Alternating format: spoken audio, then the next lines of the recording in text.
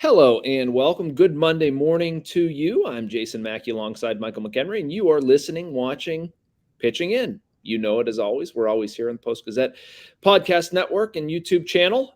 Same time, same place. Usually, we try our best.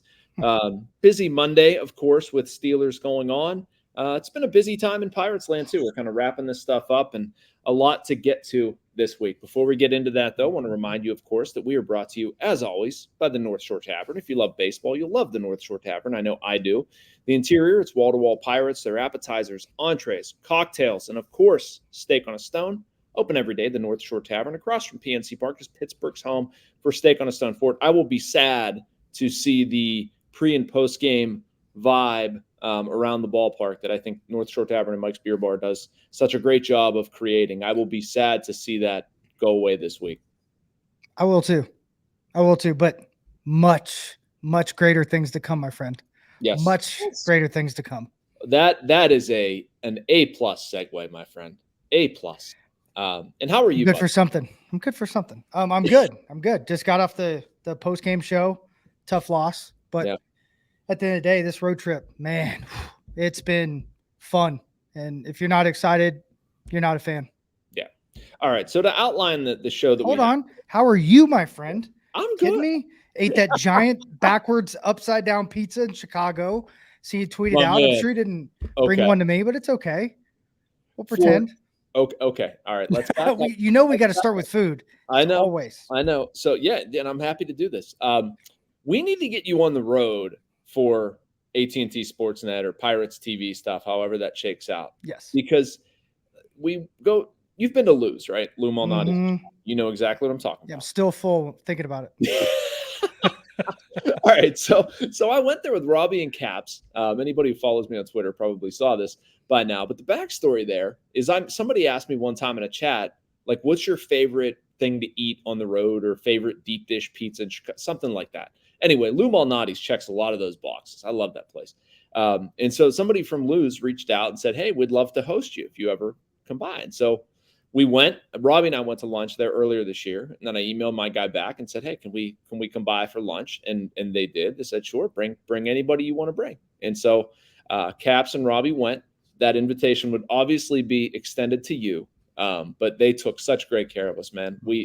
We sat down, they're bringing wings and salad and two different pizzas and like this dessert cookie thing. I only tweeted part of it, but it was a meal. It was a very good meal. Sounds like gluttony too, but a little bit, amazing. A little bit of gluttony. You got to do that every now and then. I mean, they're bringing it, you eat it, and just move on. That's outstanding. I love it. Yeah. Dude, that's why I run. I literally run so I can eat stuff like that and not look like a slob. So I'm telling you, I need to be a mule. I need to start plowing things. Hey, there you go. Yeah. All right. So no, I'm doing well. I'm in a weird situation right now. Great American Ballpark. If any Reds fans or stadium employees are watching this, I'm sorry. I'm in a luxury suite that I probably should not be in. But we're trying to get this recorded, and this is the easiest place. The honorary Mackey suite. Yeah, the honorary suite. And you know what? It should be. It should be. Well, it was the beginning of this year. Did we do something? I remember being on a podcast. Yeah, this is where we opened the season. I remember being me, you, and Brownie. Was that was here? I was going to see if you remember it. I didn't want to bring it up. What? No? Yeah. Post-Gazette pitching in. Yes. I do remember. So I'm going to tell you something, then we'll move on to baseball. So probably the last 5 years of playing and thereafter, I leave a baby gnome wherever I stayed just because of the thought of someone's going to find this and they're going to be like, where did it come from? Like, where did the gnome come from? So I always try to do it. So like hotel rooms on the road, you would leave the baby gnome? Not hotel rooms, just apartments, condos, houses that I've lived in, anything that I've stayed more than a month. Okay. There's a baby gnome there. So if you bought anything or moved in after me, there's a baby gnome somewhere and he's staring at you. That is, you were one quirky individual. Like, yeah, I got it from Dane Cook about a B&E. Okay. He said he was so fired up to the B&E, kicks in the door, and then he realized all he wanted to do was kick in the door. So he went in and kicked in the closet door and then left. He said, "Do you realize the terror I brought to that family forever?" It's like, what'd they take? What did they take? So that was my thought. I was like, I'll play my version of that. All right, let's steer this train back on the tracks because we've gone way off the road. Yeah, we took the playoffs away from the Reds, probably. Yeah, I haven't looked at the standings as they relate to the Reds, but I mean, how we're going to get into this, and this was the structure of my game story come off of this one. I mean, the 82nd loss of the season, the dreams of the above 500 season have died. The Pirates are officially eliminated from playoff contention. I mean, we all expected this at the beginning of the season. You know, it's going to happen at some point. And sort of the talking point I thought, or at least I took out of the clubhouse, it's so much different this year as opposed to previous years. You know, they reached this mark shortly after the season started in 2020, 2021, 2022. I don't think there was anywhere near the level of optimism that there is with this team. And I don't just mean 13-12 comeback. I don't even mean, I think they're 16-8 over their last 24. That was prior to today.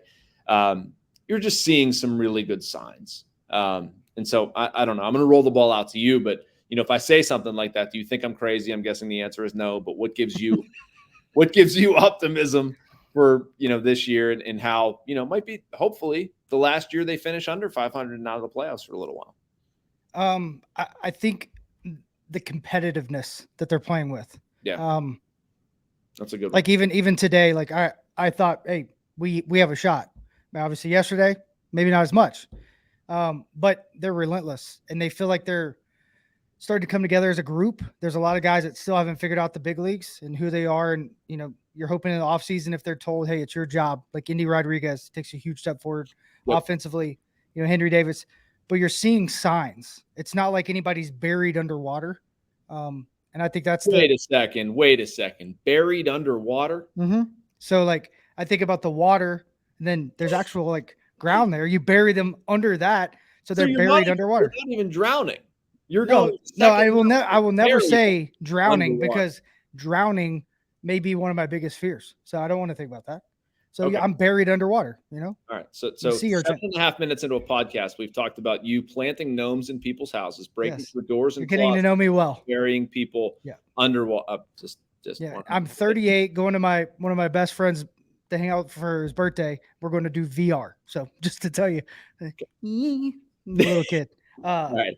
But all that to be said, I think when you look at what they're saying, you know, like Henry Davis saying to you, you know, it's not over. We're not out of it. I thought that was hilarious. Whether it's a joke or not with him. I haven't seen that yet. Yeah. Whether it was a joke or not, knowing him, it's not a joke, but like, that's what winning teams say. That's what they do. Brian Reynolds sticking up for his team and punching back, which we'll get into. Ooh. I think that's all the things that make up that these guys are fighting for each other. And I said this the other day to someone. I said, Walt Weiss every spring would say, hey, we're going to play as a team. We're going to win as a team. But when we lose, play for you. No one else will know. He goes, because the reality of it is I was a player once too. And when we're out of it, when we're losing, think about yourself, think about your future, and then be the best teammate you can be inside that clubhouse. But don't think about anything else. And I thought that was a great way to put it because, you know, so often, you know, you'll have this great team together and they'll break it up just because of, you know, arbitrary things, not because you're actual unit. You're not betting on the human being. You know, I'm a big believer in betting that human being. So I think if they play those cards right, I looked up the money aspects today for fun. So I was bored and they have a lot to play with. So it's going to be interesting to see what they do.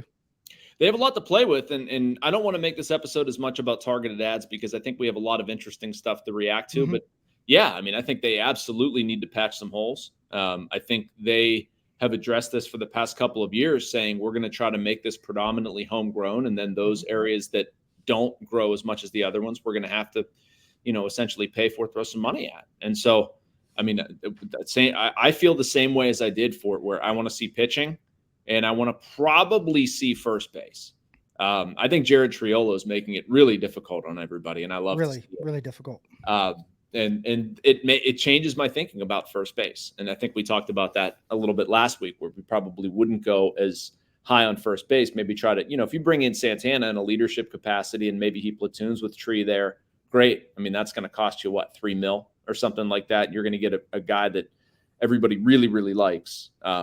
is not going to be a detriment in any way to the clubhouse. But anyway, yeah, I agree with everything you're saying. I do. And while you were talking, you referenced Henry Davis and some stuff that he said. I talked to him this morning at length for an off day piece that's going to run tomorrow. But to sort of tease that, I thought it was interesting. I was talking to him about his approach for the offseason, how he's going to handle different pitching. And it ties back to something you said. Depends on what the team needs from me. You see that all around with our whole team, especially in a long season where this year we're going to play 162 games. And then next year, a lot more than that. And they believe it. They believe That's what it takes. They believe it. And that's no veteran. The feeling is there. Right. But like Kutch isn't there. Santana's there, not there. Velasquez. All these guys aren't there. And they just had one of the best, in my opinion, 6 games of the season. And they're running into the offseason with a huge positive feel. So they're going to go in and have that fire. And I think that's really, really important. But yeah, when you start believing it and they actually start saying it, I'm a big believer. It's a biblical thing too. Like what you say is what you actually believe, but the actions behind it, I think bring it to life. And their actions right now are phenomenal. The offense over this last 60 plus game sample has been more than serviceable, in my opinion. If you look year over year, I would argue, and I did argue in today's paper or in Sunday's paper, that they've made progress. As frustrated as everybody has gotten, we've talked about it. And I think you could probably argue that you want to see more progress, and that's fine. I think they've come up short in some areas. But if you tell me we're going to get this version of Ke'Bryan Hayes, we're going to get this version of Brian Reynolds, we're going to get O'Neal Cruz back. Let's not forget that they've gotten little offensively from Henry Davis and Endy Rodriguez. Those are dials that absolutely should be turned. And then in the offseason, you're going to go address first base.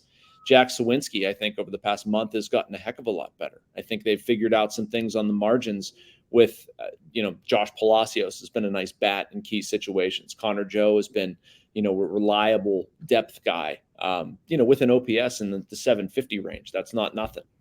You get McCutchen back, obviously. I think this offense can absolutely do enough to be competitive. Now, I want to see the starting pitching addressed. I don't think you can get through with 2 pitchers and spare parts for an entire season. But that's when I look at this thing and, we talk about, can we feel encouraged? Is there a different vibe? And yeah, I absolutely feel that way. I completely do. I mean, you're talking about going into next year with 3, if not, it'd be, if no Cruz is healthy. I mean, you could have 4 to 6 guys have 20 plus homers. And I asked somebody at the office today that they were saying, oh, if we could just, I was like, when's the last time we had 2 guys with over 20 homers? Right. Well, who's your 4? Who would your 420 homer guys be? I think Ke'Bryan's got it easy. Really? Hit the Oppo home runs he's hitting is showing that he's going to be able to, without a doubt, manage to hit 5 a month. Okay. And then O'Neal Cruz. I see 3 right off the bat. I'm just curious. O'Neal Cruz is without question. Right.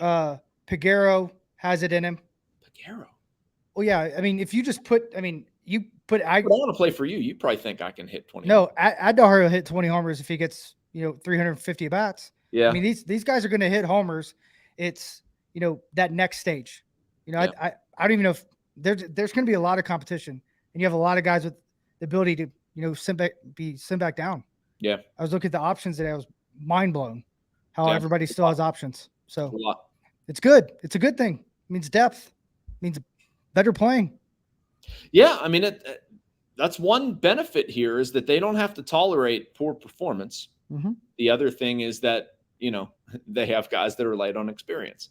That was another topic of my conversation with Henry this morning. I thought was really good. And it's perspective that most players don't get. You get Henry in the right mood, and there's a lot there. But he was talking about how I want to make these mistakes now. I want to get them out of the way now and learn from them. He's like, I don't really gain anything from, obviously you want, do things correctly. You'd rather do that. And he's like, but I don't get anything out of it unless I'm, making myself better and doing things to challenge myself and make myself better. So that's an interest. I mean, that philosophy runs the gamut with this team, right? Like Peguero on the field the past 2 nights, not and he's great. He's putting way too much pressure on himself. Yeah. Because they don't know where they stand, right? When Bay goes out and plays really, really well, you'll see Peguero maybe heighten up a little more and try to do too much. It is because they think they're competing against each other, whether it's real to them or subconscious. It's always there. But I would say, like, Mackey, if you allow guys to fail, you bet on certain human beings, whether it's your first round pick like Henry Davis or Indy, and you say, hey, Indy, we want you to catch. Defensively, we need you to catch. And then he goes out and he doesn't hit, like he's not hitting. Like he should be smashing comparative to what he is. Yep. Then he goes in the offseason and says, okay, now I can do both. Now I got it. Now it's back to the offense, catching. I know what I need to work on and take off. You know, and that's what you hope, because that's what they did with Mitch Keller. That's what they've done and allowed with Oviedo and some of these guys to kind of go up, down, up, down. And I think it's really hard watching some of these starting pitchers. Like, I mean, it was really neat to see Jackson do what he did today, knowing he just started a couple of days ago, comes in and, you know, gets some outs and pitches 2 innings. That's really cool. If that's the role he's going to fall into, awesome. If not, it's all learning. It's all experience that they have to utilize. But when you don't know if you're going to be back or even a part of it as a player, you are searching for that identity. I think Barecki, I don't know, either you or Robbie asked this question, said, what are you seeing different? He said, I'm seeing a bunch of guys figuring out what their role is. And until you know that and accept it, it doesn't matter. And I think they're starting to accept certain things. Some of them. Yeah. Barecki's been really good, by the way. I think we've talked about that. I don't know. His arm's still attached. I mean, dude throws every day. His value just keeps increasing for me because he'll throw every day.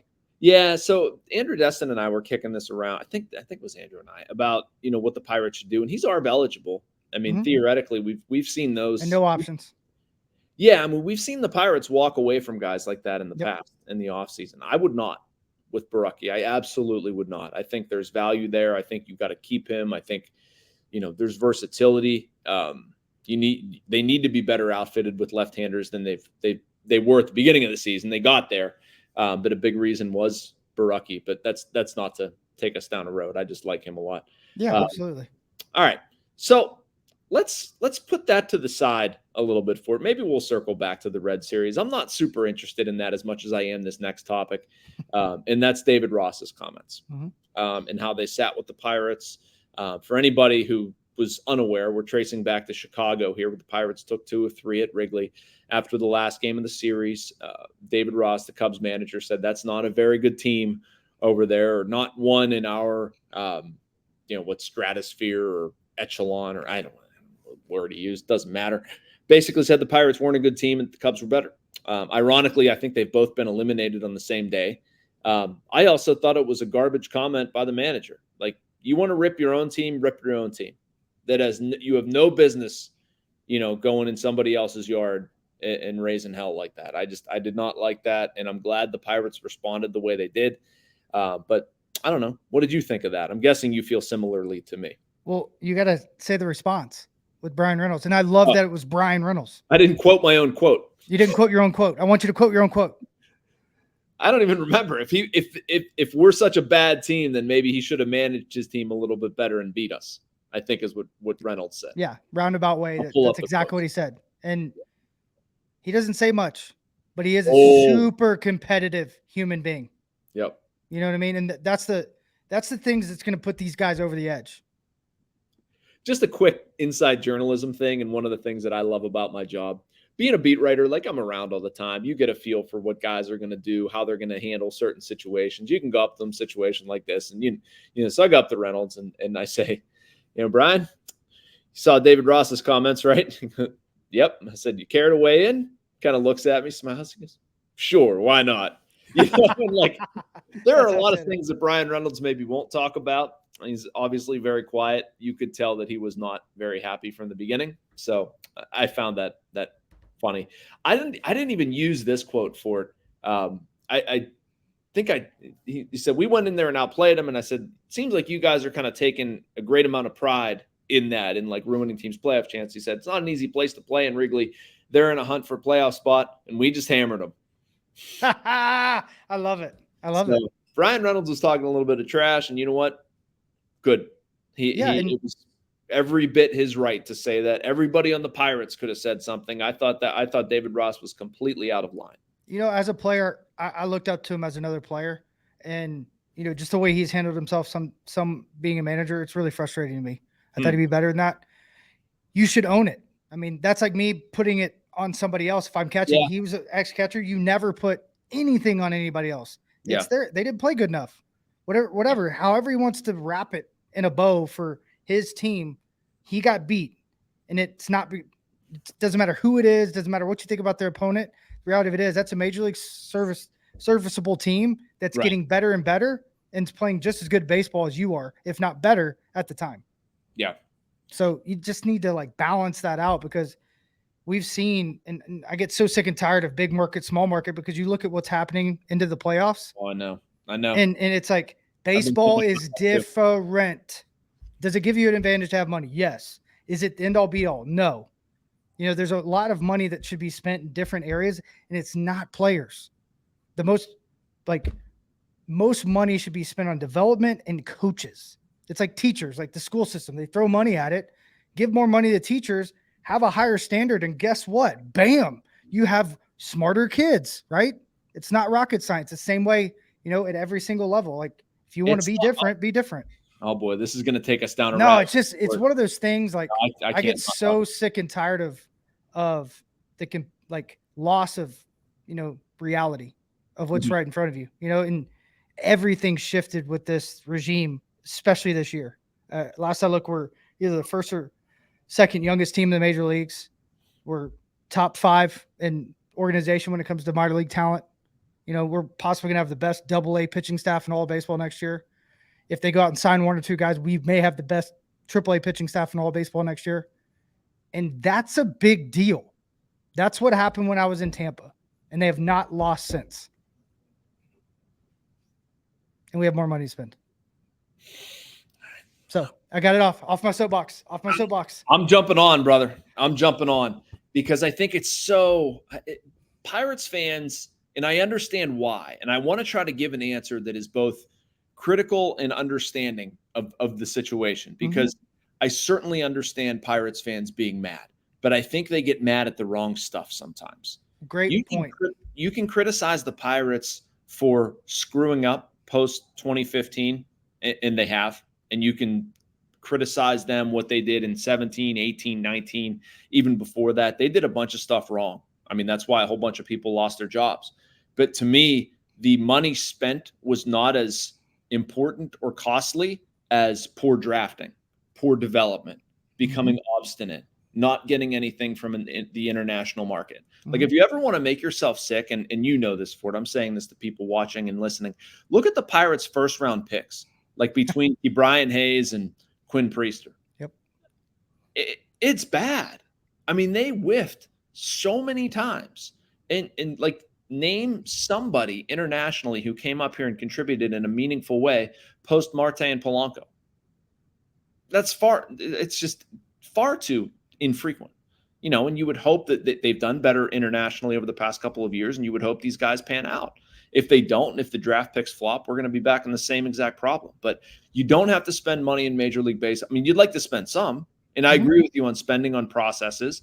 I also don't think that absolves the team. This is not a defense of Bob Nutting or the Pirates. No. You need to spend money when you need to spend money. This offseason, where you need to go buy pitching and a first baseman who can add some thump to your lineup, that's where you spend money. I'm okay with spending on processes and do things that affect a greater amount of change. I will get down with that. But there are times where you need to spend more than $60 million. And I guess is the third prong of this, and then I'm going to quit my sermon.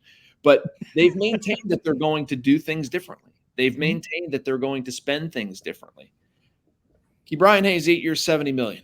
Brian Reynolds, 7 years or 8 years, $107 million, whatever that contract. Like, those are 2 atypical contracts for the Pirates. It's entirely possible they could have 2 long-term extensions if they could sort of come out of nowhere and extend somebody in addition to Mitch Keller, who I think they will get done this offseason. I mean, that's not insignificant. They drafted Paul Skeens, who I think everybody would argue was the guy they should have drafted.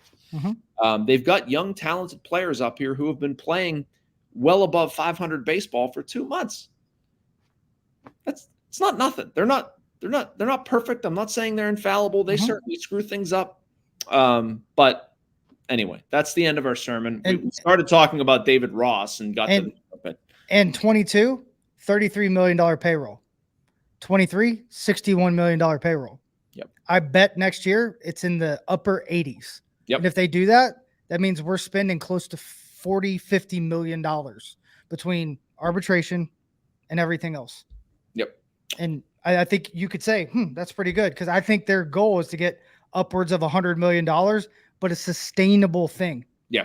Because that makes sense when you look at the numbers where they're trying to get to, but you have to have committed guys. Like, I wouldn't be surprised if they try to get Jack Sawinski to sign this offseason. Yep. Like that's what I mean, like an out of the blue one. Yeah, because you got to do that. If you don't get those players locked up, you can see the format happening with really, really good teams. When you find guys like Baltimore, those guys are in love with each other. Mm-hmm. They're fighting against the owner. That's not what you want. Right? Because what's going to happen? They're either going to push him so hard that there's going to be resentment up and down, and you don't want that. Or they're all going to leave. Yep. One way or another. So that's the one thing. Like, what Cleveland has, we should look at a little bit more too. Because, they had their best player signed for a lot less money because of where he is and he wants to be there. But there's a family aspect there that you don't necessarily see. I don't know if you ever watched that Terry Francona special. It was unbelievable. I did not. Unbelievable. I know it exists. It's a giant family over there, and I feel like that's slowly what we're creating. Well, Bob's a little bit different, but that's, here or there. It's like they got together and sat in a room and got it done. But you know why? I mean, everybody – they draft well. They develop well. They exactly, and that's what we got.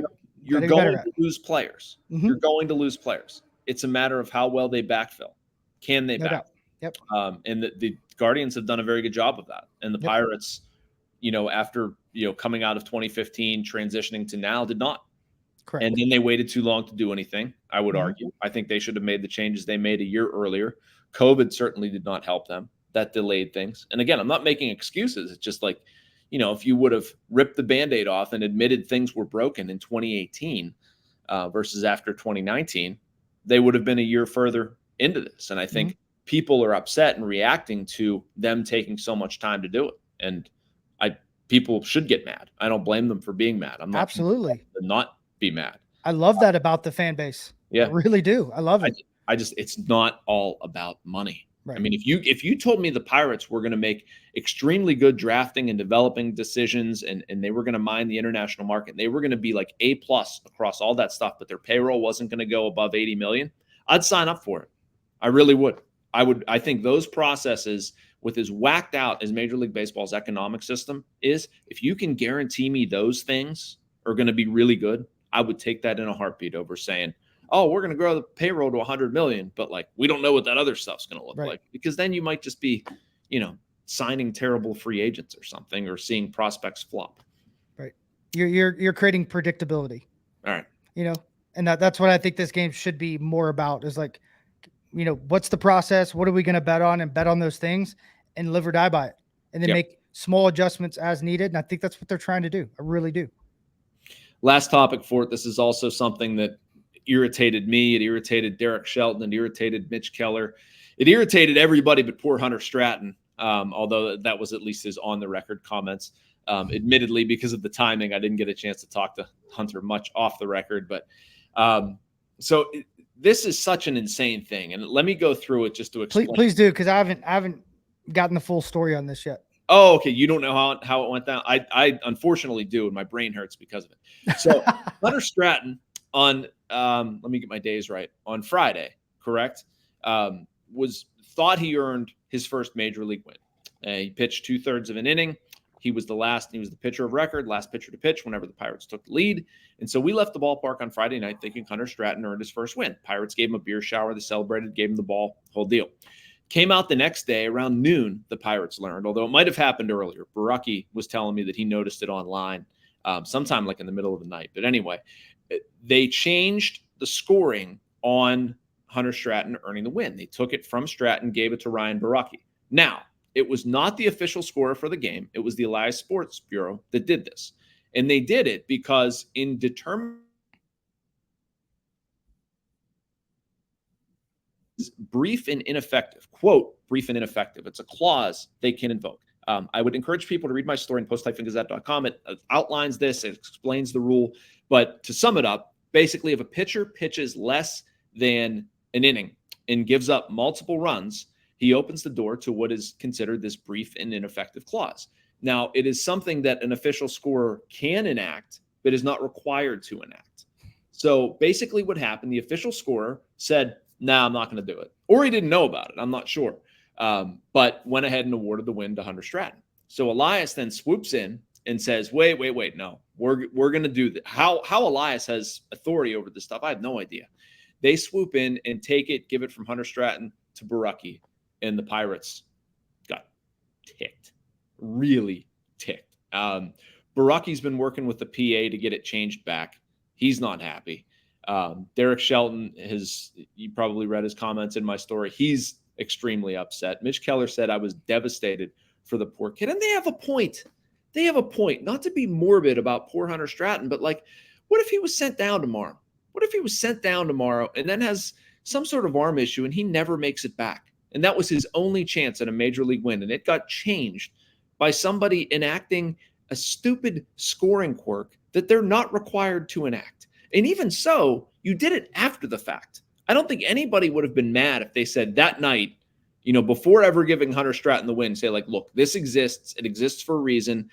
He doesn't have the win, and this is why he doesn't have the win. And if he never had the win, they never celebrated, I don't think anybody would have been upset in Pirates land. But the fact that they gave it to him, they celebrated, and they took it away, so if people followed all that, that was a lot, but that's what irritates me about him.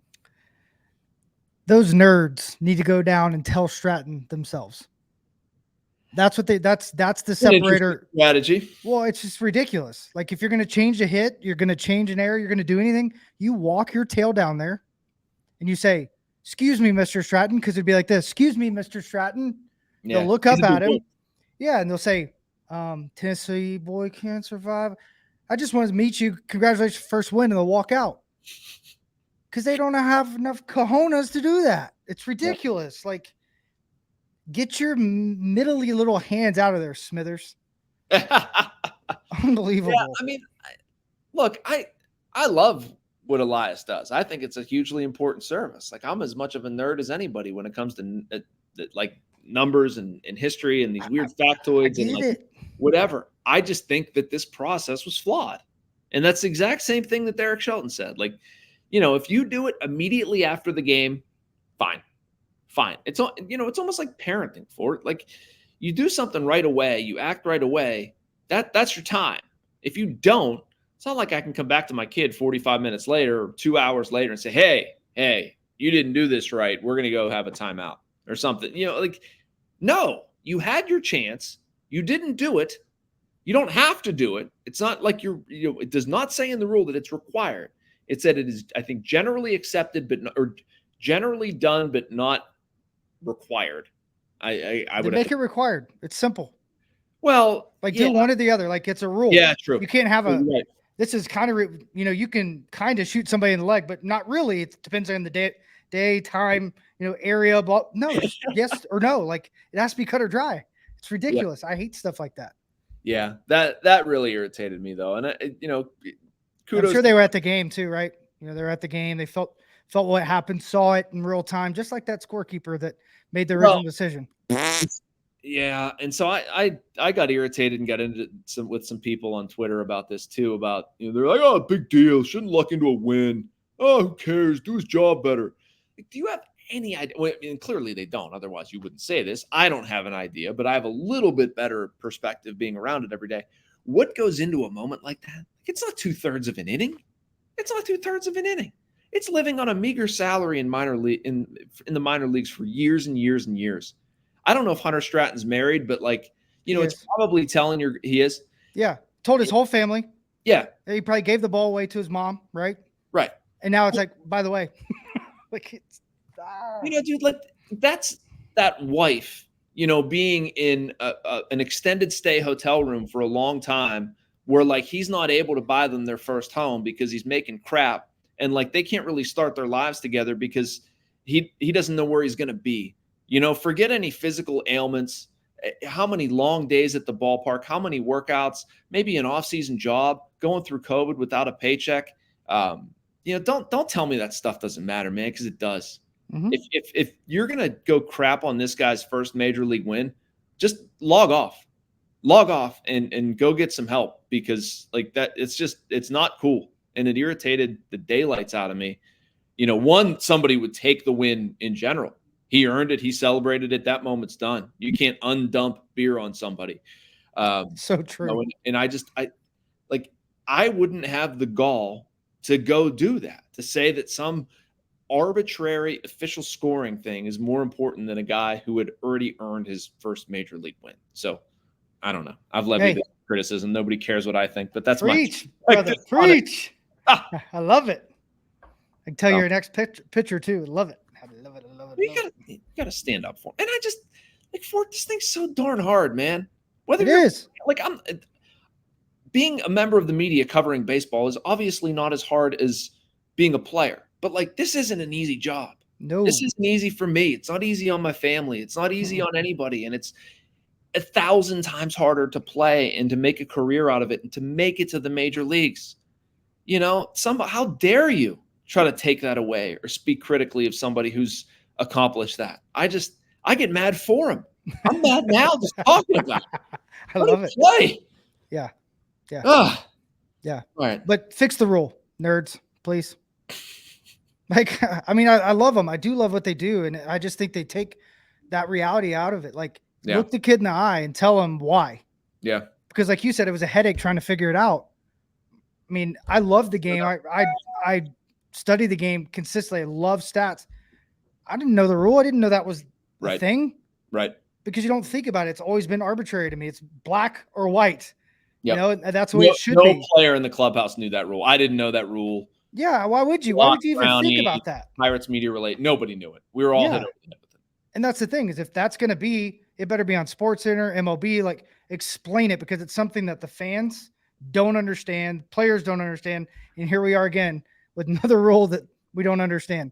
Something that's right in the middle. To be fair, that's nuance to their job that I don't understand. I don't understand nuance to catching and pitch calling and all the stuff that you understand. You don't understand nuance to writing and journalism that I understand that other people, that's it. I think the term is phenomenology. I can't possibly understand what you can, but at the same time, that doesn't mean you just get to do whatever you want. You know what they do have? Stupid. Right. But they do have the opportunity to clarify. Yes. And that's all. That's if you do something that extreme, knowing the story at all, which I don't even know if they know the story, but I'm sure they're going to hear about it. So just, release a statement. You know, you get the emails, I get the emails, you make sure. Oh, okay. Thank you. That was kind of them. They didn't maybe have to do that, but they should do that. Yep. All right.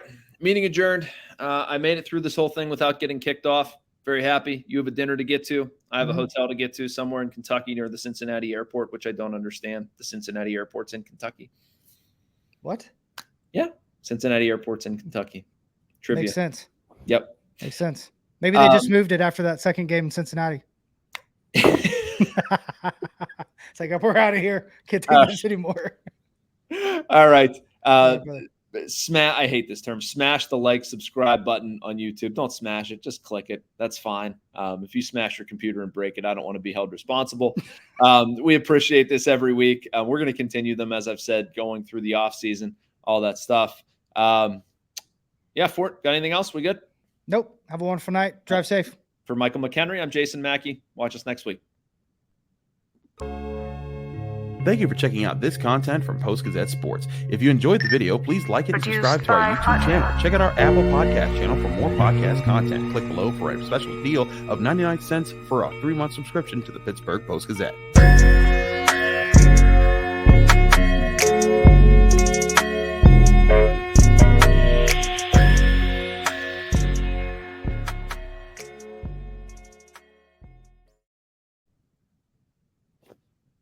All right, buddy. Yep. Thank you. Thank you. I'll see you. All right. See you.